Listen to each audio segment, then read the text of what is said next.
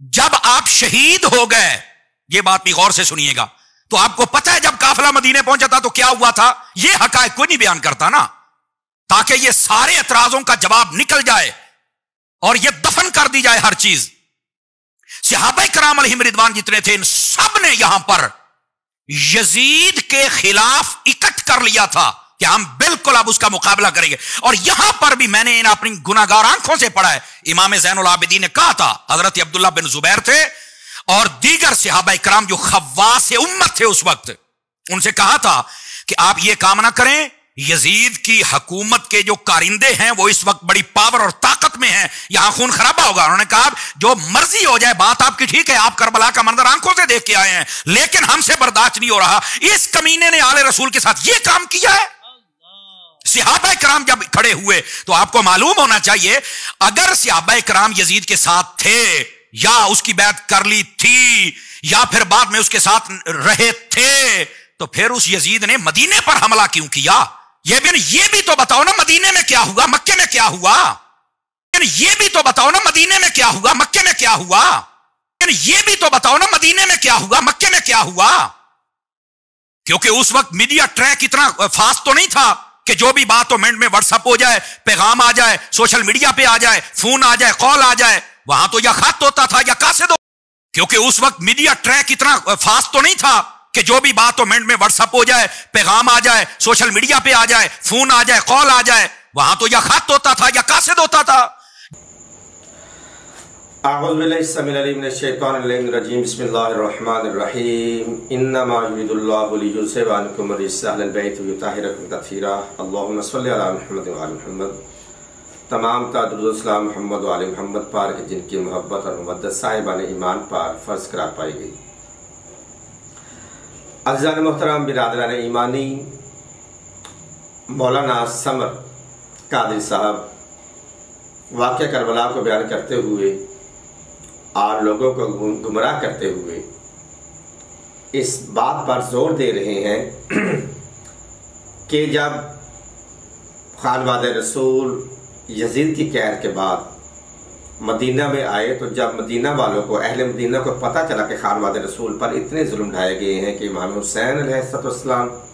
اور ان کے اصحاب کو کربلا کے میدان میں شہید کر دیا گیا، بیویوں کے ساتھ ظلم کیا گیا، قیادت کی گئی،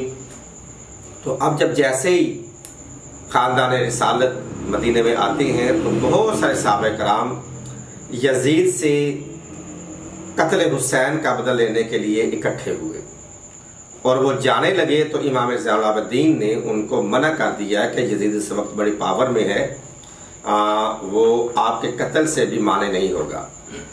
تو عزیزان محترم، یہاں پر تو سب سے پہلی بات یہ ہے کہ لوگوں کو گمراہ کرتے ہوئے یہ من گڑت روایت بنائی گئی ہے۔ اگر بنائی گئی ہے تو کسی کتاب کا حوالہ دیتے، خود ہی سوال کرتے ہیں، خود ہی دلائل دیتے ہیں، خود ہی جواب دیتے ہیں اور لوگوں کو مطمئن کرنے کی کوشش کرتے ہیں۔ تو اگر کٹ ہوا تھا اہل مدینہ کا تو پھر ان کا سردار کون تھا، اور اس کٹ میں، اس لشکر میں کون کون سے لوگ شامل تھے کہ جنہوں نے یزید سے بدلہ لینے کے لیے اپنے آپ کو تیار کیا۔ تو عزیزان محترم، نہ کہ آپ کو کتاب ملے گی، نہ کہ آپ کو ایسا واقعہ ملے گا۔ اور پھر وہ آگے کہتے ہیں کہ یہی وجہ تھی کہ یزید کے پاس اور کوئی وجہ نہیں تھی مدینے پہ حملہ کرنے کی۔ مفتی صاحب، آپ کے علم کے لیے، اضافے کے لیے میں عرض کر رہا ہوں کہ یہ وجہ نہیں تھی کہ مدینہ میں اہل مدینہ امام حسین کا انتقام لینے کے لیے اکٹھے ہوئے تو یزید نے آ کر مدینہ پر چڑھائی کی۔ نہیں محترم، تھوڑا سا آپ آگے بڑھیں گے تو آگے جا کر آپ کو یہ ملے گا کہ شام میں یزید کی حکومت قائم ہو گئی تھی، اور عرب مدینہ میں اور عراق میں عبداللہ ابن زبیر نے جب حکومت قائم کی تو یزید نے اپنے لشکر کو مروان بن حاکم اور حجاج بن یوسف اور بہت سارے بڑے بڑے لشکریوں کو لشکر دے کر بھیجا کہ جا کے عبداللہ ابن زبیر پر حملہ کرو، اگر وہ بیعت پر برقرار ہے تو ٹھیک ہے، ورنہ اس کے ساتھ جا کے جنگ کرو۔ تو جب عبداللہ ابن زبیر نے سر حالات کو دیکھا تو انہوں نے بیعت کو توڑا ہوا تھا، بیعت کے لیے وہ آمادہ نہیں ہوئے، تو لشکر یزید نے آ کے پہلے مکہ پہ چڑھائی کی،